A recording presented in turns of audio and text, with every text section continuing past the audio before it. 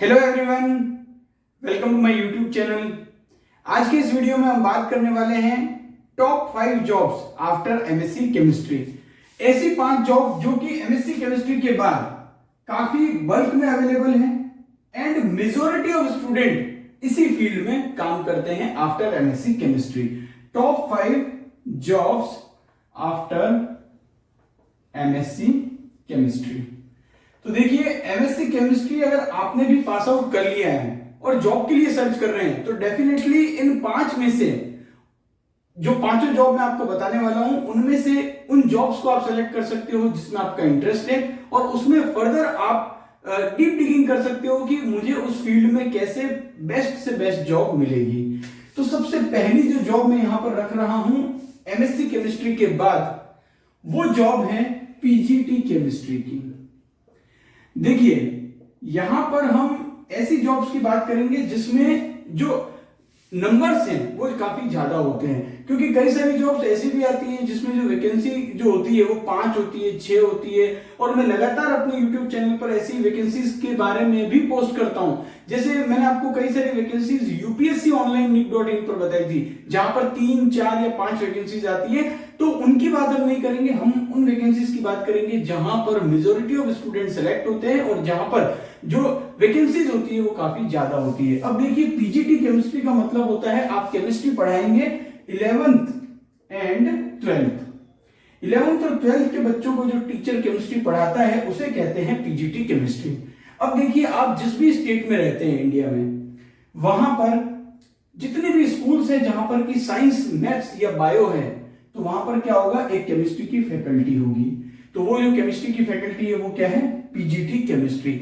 इसके लिए आपको एमएससी केमिस्ट्री के साथ चाहिए बीएड, जिसे हम कहते हैं बैचलर ऑफ एजुकेशन। ये डिग्री आपके पास होना जरूरी है। और मैं उन तमाम एमएससी केमिस्ट्री स्टूडेंट को ये कहना चाहूंगा कि अगर आप टीचिंग में जाना चाहते हैं या टीचिंग आपका पैशन है या आप ऐसा सोचते हैं कि मैं टीचिंग के फील्ड में अपना आगे कैरियर बनाऊंगा, तो ये बीएड की डिग्री आपके लिए बड़े काम की डिग्री होगी, क्योंकि इस डिग्री के बिना आप पीजीटी केमिस्ट्री, चाहे वो प्राइवेट स्कूल हो या फिर गवर्नमेंट स्कूल हो, उसमें नहीं पढ़ा सकते।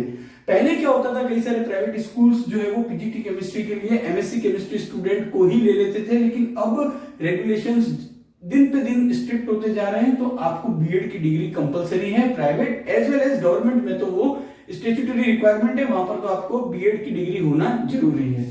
जैसा कि मैंने बताया, हर स्टेट में जितनी भी स्कूल्स है जहां पर साइंस है वहां पर आप as a PGT chemistry recruit हो सकते हैं। साथ ही साथ आपने देखा होगा कि जो केंद्रीय विद्यालय है, केंद्रीय विद्यालय में भी केमिस्ट्री फैकल्टी के लिए रिक्रूटमेंट लगातार आती रहती है। इसके अलावा जो नवोदय है, नवोदय में भी आप एज ए पीजीटी केमिस्ट्री लग सकते हैं। तो काफी सारे यहाँ पर जो है वो ऑप्शंस अवेलेबल हैं, प्राइवेट में ऑप्शंस हैं, गवर्नमेंट स्कूल में ऑप्शन है। और मैं राजस्थान से बिलोंग करता हूँ। यहाँ पर अगर मैं बात करूं कि यहाँ पर जो पीजीटी केमिस्ट्री की जो सैलरी है, तो वो स्टार्टिंग सैलरी लगभग 50 से 60,000 पर मंथ है। लेकिन ये जो जॉब होती है ये फर्स्ट ग्रेड गजेटेड ऑफिसर की पोस्ट होती है और इनिशियल 2 इयर्स का राजस्थान में प्रोबेशन पीरियड होता है, उसके बाद सैलरी काफी अच्छी खासी मिलती है। तो काफी ये बढ़िया जॉब है और अगर आपको भी टीचिंग में इंटरेस्ट है तो ये जॉब डेफिनेटली आप इसके लिए देख सकते हैं और बीएड डिग्री आपको होना जरूरी है।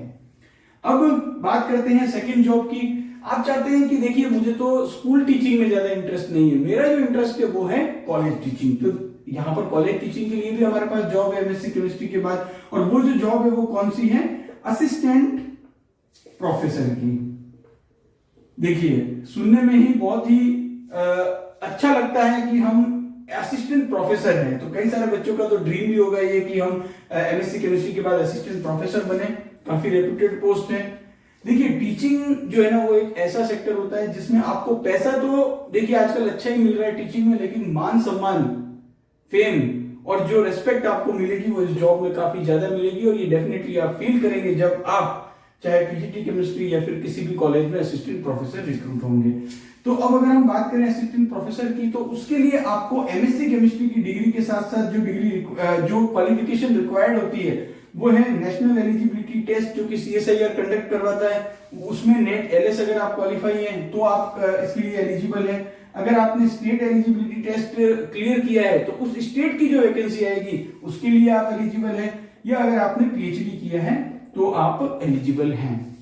तो देखिए कई सारे बच्चे होते हैं जो कहते हैं कि सर पीएचडी नहीं करना है, पीएचडी जो है वो थोड़ा लेंदी होता है, एमएससी केमिस्ट्री के बाद आपको लगभग 4 से 5 साल लग जाते हैं। तो जो बच्चे नहीं करना चाहते हैं पीएचडी, तो आप क्या कीजिए, सीएसआईआर नेट एलएस क्लियर कर लीजिए या अपने स्टेट का एलिजिबिलिटी टेस्ट क्लियर कर लीजिए, और पीएचडी करते हैं तो वेल एंड गुड है, आप आगे फिर और भी जो स्कोप है उसको भी आप एक्सप्लोर कर सकते हैं। अब यहाँ पर असिस्टेंट प्रोफेसर की भी जो वैकेंसी होती है वो private colleges as well as government colleges दोनों ही जगह जो है वो रिक्रूटमेंट आता है। जैसे मैं राजस्थान में देखता हूं कि आरपीएससी, जिसे हम राजस्थान पब्लिक सर्विस कमीशन कहते हैं, वो वैकेंसीज निकालती है असिस्टेंट प्रोफेसर के लिए। अच्छे खासे नंबर्स होते हैं, वैकेंसीज जो है वो लगभग कभी 150 आती है, कभी ये वैकेंसी जो है वो 200 होती है, कभी ये वैकेंसी 140 होती है, मतलब इसी रेंज में ये वैकेंसी रहती है और आती रहती है वैकेंसीज। तो आपके स्टेट में भी आती होगी वैकेंसी, क्योंकि देखिए हर जिले में अगर मैं बात करूं तो 3 या 4 ऐसे कॉलेज होते हैं जहां पर की केमिस्ट्री डिपार्टमेंट होता है और वहां पर केमिस्ट्री फैकल्टी की रिक्वायरमेंट होती है। तो कई सारी जो अपॉर्चुनिटी है वो असिस्टेंट प्रोफेसर की लगातार आती रहती है। तो अगर आप असिस्टेंट प्रोफेसर की लाइन में जाना चाहते हैं तो डेफिनेटली आप इस करियर ऑप्शन की तरफ देख सकते हैं, जिसके लिए आपको नेट, सेट या पीएचडी इनमें से कोई भी क्वालिफिकेशन आपको जरूरी होगा। अब अगर हम बात करें कि सैलरी वाइज, तो देखिए सैलरी जैसा मैंने पहले ही कहा था, सैलरी काफी अच्छी ऑफर होती है। ऑन एन एवरेज यहाँ पर राजस्थान में अगर आप रिक्रूट होते हैं तो आपको लगभग स्टार्टिंग जो सैलरी है वो 60,000 के करीब मिल जाती है। वहीं अगर हम प्राइवेट कॉलेजेस की बात करें तो प्राइवेट कॉलेज में देखिए, प्राइवेट कॉलेजेस में जो सैलरी होती है वो कहीं पर भी कोई फिक्स नहीं होती है कि यही मिलेगी। वहां पर बहुत सारे फैक्टर्स होते हैं जिसके आधार पर सैलरी डिसाइड होती है। बट अगर हम एक अच्छे प्राइवेट कॉलेज की बात करें तो वहां पर आपको जो है वो 35,000 से लेकर 40,000 पर मंथ मिल सकती है। लेकिन ये सैलरी कम भी हो सकती है क्योंकि कुछ कुछ प्राइवेट कॉलेजेस ऐसे भी हैं जो कि 20,000 ही देते हैं। कई सारे स्टूडेंट होते हैं, मजबूरी होती है तो उनको 20,000 पर मंथ में भी ज्वाइन करना पड़ता है। जी हाँ, हकीकत है, लेकिन हो रहा है ऐसा भी। लेकिन मैं पर्सनली ऐसा मानता हूं कि एमएससी केमिस्ट्री और इतनी सारी क्वालिफिकेशन के बाद एटलीस्ट आपको 40 to 50,000 पर मंथ मिलना ही चाहिए। तो अगर कोई प्राइवेट कॉलेजेस के कोई भी ऐसा मेंबर्स देख रहे हैं तो डेफिनेटली आप सैलरी इंक्रीज पर जरूर विचार कीजिएगा जो इतनी कम सैलरी ऑफर कर रहे हैं। बात करते हैं तीसरी जॉब की, तो देखिए यहाँ पर जो है वो हम गवर्नमेंट जॉब की भी बात करेंगे और प्राइवेट जॉब की भी बात करेंगे। तो यहाँ पर ये जो दोनों थी, ये तो government as well as private दोनों में ही ये वैकेंसीज होती है। अब जो तीसरी वैकेंसी है वो वैकेंसी है केमिस्ट की, केमिस्ट या फिर मैं कहूं कि साइंटिस्ट की। कई सारी वैकेंसीज में केमिस्ट कह देते हैं, कई सारी वैकेंसीज में साइंटिस्ट कह देते हैं, लेकिन जो अल्टीमेटली काम होता है वो वही होता है। अब देखिए यहाँ पर केमिस्ट की जो वैकेंसी है वो कई सारे डिपार्टमेंट में आती है। जैसे अगर हम बात करें कि जियो केमिस्ट की एक वैकेंसी आती है, यूपीएससी जिसे कंडक्ट करवाता है एग्जाम को, तो वहां पर भी वैकेंसीज आती है। इसके अलावा यहाँ पर एक चीज आपको ध्यान में रखनी है कि यहाँ पर मैं जितनी भी वैकेंसीज बताऊंगा उसमें आपको जो है वो जो चीज बहुत ज्यादा जरूरी है, जो इन वैकेंसीज के लिए भी जरूरी है, वो है आपकी केमिस्ट्री पर काफी अच्छी कमांड होनी चाहिए। अगर आपको केमिस्ट्री पर अच्छा, आपका कंसेप्ट सारे क्लियर है और केमिस्ट्री आपकी स्ट्रॉन्ग पॉइंट है, क्योंकि मैं यहाँ पर ऐसा इसलिए कह रहा हूं क्योंकि कई सारे बच्चे होते हैं एमएससी केमिस्ट्री तो कर ली लेकिन उनके बेसिक कंसेप्ट ही क्लियर नहीं है, या फिर केमिस्ट्री के एमएससी केमिस्ट्री के सिलेबस में जितना भी टॉपिक थे बस उन्हें पढ़ लिया, पास हो गए, अब सारे के सारी जो केमिस्ट्री है वो भूल चुके हैं। तो अगर ऐसा होगा तो देखिए यहाँ पर भी कंपटीशन टफ है पीजीटी केमिस्ट्री में। असिस्टेंट प्रोफेसर के लिए भी जो एग्जाम होंगे उनमें भी कंपटीशन टफ है। तो ये जो केमिस्ट्री तक का जो सिलेबस है आपका, बीएससी केमिस्ट्री का, एमएससी केमिस्ट्री का जो भी सिलेबस है उस पर आपको जितने भी जो सिलेबस में आपके जो टॉपिक दिए हुए हैं उन सब पर आपको स्ट्रॉन्ग कमांड रखना है। जो कहते हैं ना कि आपको जो है वो ऐसा नहीं होना चाहिए कि बस अब एमएससी केमिस्ट्री कर लिया और सब कुछ खत्म। अगर ऐसा करोगे तो फिर गवर्नमेंट जॉब में जाना, क्या प्राइवेट में जाना भी काफी ज्यादा डिफिकल्ट होगा, क्योंकि प्राइवेट में भी इंटरव्यू काफी स्ट्रिक्ट और काफी टाइट इंटरव्यू होते हैं। वहां पर भी आपको कई सारे जो कंसेप्ट रिलेटेड क्वेश्चन है वो पूछे जाते हैं। लेकिन गवर्नमेंट जॉब के लिए मैं खासकर क्यों ज्यादा फोकस कर रहा हूं कि आपको केमिस्ट्री पर स्ट्रॉन्ग कमांड होनी चाहिए और आपका जो जितने भी सिलेबस में आपके टॉपिक्स हैं वो थरली आपको अच्छे से होना चाहिए। जब आप नेट सेट की प्रिपरेशन में जितना मेहनत करते हो तो उसको आपको कंटिन्यू करते रहना है। ऐसा नहीं होना चाहिए कि जो टच है वो मिस हो गया, जिसे आप क्रिकेट में कहते हैं कि फॉर्म चली गई है, तो वैसा नहीं होना चाहिए। आपको वो फॉर्म जो है वो बनाकर रखनी है जब तक आपकी जॉब ना लगे। तो यहाँ पर जो केमिस्ट की वैकेंसीज में अब अगर हम बात करें तो यूपीएससी जियो केमिस्ट की वैकेंसी आती है। अभी हाल ही में CPCB central pollution control board में साइंटिस्ट की वैकेंसी आई थी। इसके अलावा एसएससी जूनियर टेक्निकल असिस्टेंट की वैकेंसी निकालता है। इसके अलावा ग्राउंड वाटर डिपार्टमेंट केमिस्ट की वैकेंसी निकालता है। इसके अलावा एफएसएसएआई फूड सेफ्टी जो अथॉरिटी है वहां पर वैकेंसी आती है। इसके अलावा भी अगर हम देखें तो आपके स्टेट में जितने भी जो कॉलेजेस होंगे उनमें लैब असिस्टेंट की वैकेंसी आती है। स्कूल्स जो हैं उनमें लैब असिस्टेंट की वैकेंसी आती है। और इसके अलावा जितनी भी जो लेबोरेटरीज हैं आपके स्टेट में, फूड लेबोरेटरी हो गई, तमाम तरह की जो वैकेंसीज हैं वो आती है। और इन सबको मैं एक ही में क्लब कर रहा हूं क्योंकि किसी भी एक वैकेंसी के भरोसे आप बैठ नहीं सकते, क्योंकि वैकेंसी कब आएगी इसका कोई भरोसा नहीं है। तो आपको क्या है, प्रिपरेशन अपनी कंटिन्यू रखनी है। तो उससे क्या होगा, जो भी वैकेंसी आई आपने उस एग्जाम को क्लियर किया और आपका सिलेक्शन हुआ।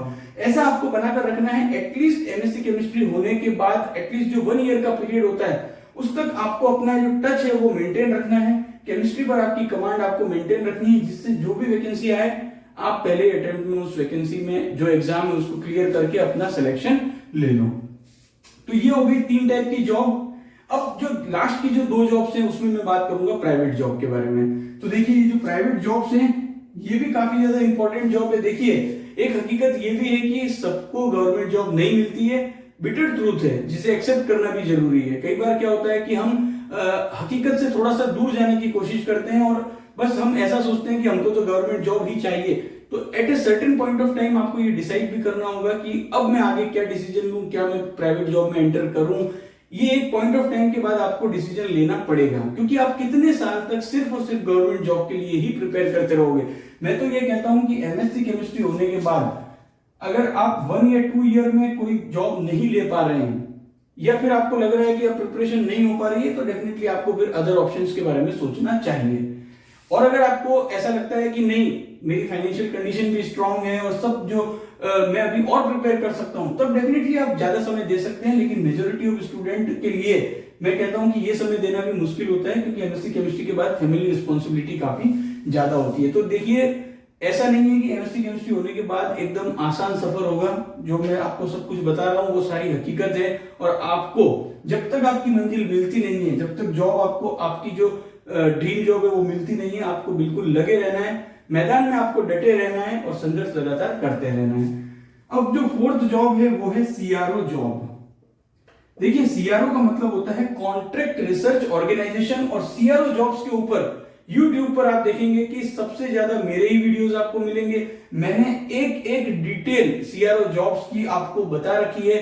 ब्रीफ में अगर बताऊं तो कॉन्ट्रैक्ट रिसर्च ऑर्गेनाइजेशंस होते हैं जहां पर कि एमएससी केमिस्ट्री स्टूडेंट को रिक्रूट किया जाता है, काफी अच्छे नंबर्स में रिक्रूट किया जाता है। और प्राइवेट इंडस्ट्रीज में अगर हम कंपेयर करें तो काफी अच्छी खासी ठीक ठाक सैलरी भी यहाँ पर ऑफर होती है। 20,000 से लेकर 25,000 पर मंथ तक की सैलरी भी ऑफर हो जाती है, जो कि मैं ठीक ठाक कहूंगा प्राइवेट इंडस्ट्री को देखते हुए। और यहाँ क्या होता है ना कि आप 2 या 3 साल आपने काम किया, उसके बाद फिर किसी और कंपनी में आपने स्विच किया, तो ऐसा करके आप अपनी सैलरी बढ़ा सकते हैं। और यहाँ पर क्या होता है कि मोस्टली जो सीआरओज हैं वो मेट्रो सिटीज में है, तो वहां पर आपको 5 डे वीक होता है। और 5 डे वीक होने से जो 2 दिन आपको मिलते हैं उसमें आप काफी कुछ एडिशनल जो है वो अपने आप पर भी आप इंप्रूव कर सकते हैं, अपनी स्किल्स को और डेवलप कर सकते हैं। तो टाइम भी मिलता है और अच्छा खासा ऑप्शन है। मैंने खुद 5 साल तक सीआरओ में काम किया है, सिंथेटिक केमिस्ट। तो मैंने काफी डिटेल में कई सारी वीडियोस बनाकर आपको समझा रखा है। अगर आप सीआरओ के बारे में और जानना चाहते हैं तो उन वीडियोस को देख सकते हैं। अब यहाँ सीआरओ जॉब्स में ऑर्गेनिक केमिस्ट्री के जो स्टूडेंट है उनकी काफी अच्छी रिक्वायरमेंट रहती है और एनालिटिकल केमिस्ट्री के स्टूडेंट की भी रहती है। लेकिन ऐसा नहीं है कि अगर आपने एमएससी किसी और ब्रांच से किया है तो आपके लिए ऑप्शन नहीं है, आपके लिए ऑप्शन है। लेकिन ऐसा जरूर हो सकता है कि आपको ऑर्गेनिक या एनालिटिकल से जुड़ा हुआ जो काम है वो मिलेगा, क्योंकि मोस्टली हमने देखा है कि ऑर्गेनिक केमिस्ट्री और एनालिटिकल केमिस्ट्री की जो ऑर्गेनिक केमिस्ट्री और एनालिटिकल केमिस्ट्री से जुड़ी हुई जॉब ज्यादा सीआरओ में होती है। अब अगर हम बात करें तो जो 5th जॉब है वो है, जैसे मैंने यहां पर कंबाइंड सारी जो गवर्नमेंट जॉब है उसको एक कैटेगरी में रख दिया था, वैसे यहां पर मैं बात करूं तो जैसे फार्मा कंपनी है। फार्मा कंपनी में भी केमिस्ट की वैकेंसी आती है। वो केमिस्ट की वैकेंसी क्वालिटी कंट्रोल में हो सकती है, वो केमिस्ट की वैकेंसी क्वालिटी एश्योरेंस में हो सकती है, वो केमिस्ट की वैकेंसी सिंथेसिस लैब में हो सकती है, वो केमिस्ट की वैकेंसी प्रोसेस लैब में हो सकती है, वो केमिस्ट की वैकेंसी प्रोडक्शन डिपार्टमेंट में हो सकती है। तो कई सारे डिपार्टमेंट में वैकेंसीज लगातार आती है। फार्मा के बाद अगर हम बात करें तो केमिकल इंडस्ट्रीज हैं, कई सारी केमिकल इंडस्ट्रीज हैं, उनमें भी वैकेंसी आती है एमएससी केमिस्ट्री स्टूडेंट के लिए। इसके अलावा जो पॉलीमर इंडस्ट्री है उनमें वैकेंसी आती है। इसके अलावा जितनी भी जो एनालिसिस की लेबोरेटरीज हैं उनमें वैकेंसी आती है। इसके अलावा अगर हम बात करें तो जैसे मैं जहां पर रहता हूं वहां पर हिंदुस्तान जिंक लिमिटेड है, तो हिंदुस्तान जिंक लिमिटेड में वैकेंसी आती है। ऐसी कंपनी आपके एरिया में भी होगी जो कि एमएससी और बीएससी केमिस्ट्री स्टूडेंट को जॉब देती होगी। तो देखिए यहाँ पर वो तमाम कंपनीज हैं, chemical company, pharmaceutical company, analysis laboratory, polymer companies, जिनमें की एमएससी केमिस्ट्री स्टूडेंट के लिए वैकेंसी आती है। तो वो भी आपके लिए काफी एक अच्छा ऑप्शन हो सकता है अगर आप गवर्नमेंट जॉब के लिए या तो ट्राई नहीं कर रहे हैं या फिर आप ट्राई करते करते थक चुके हैं, आपका नहीं हो रहा है सिलेक्शन, तो इन जॉब्स की तरफ आप डेफिनेटली देख सकते हैं।